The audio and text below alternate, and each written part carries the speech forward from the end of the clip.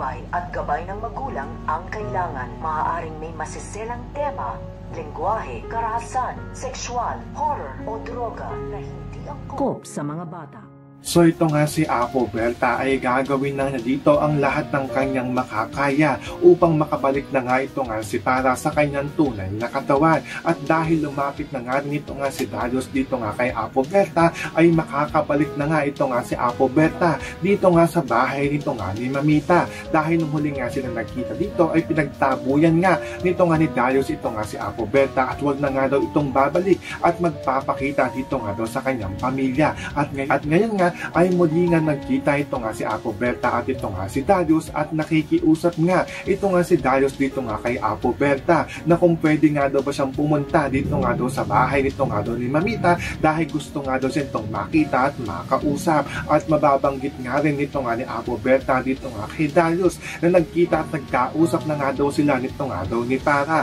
at balak na nga rin doon niya magtungo dito nga daw sa bahay nito nga daw ni Mamita dahil gusto nga niya itong kamustahin. So makakaabangan nga natin dito kung mabubuko na nga ba ang pagkatago-tagong sikreto ng Peking Lucy. Yan ang ating mga pakakatutukan at pakakaabangan dito nga lang sa Stolen Live.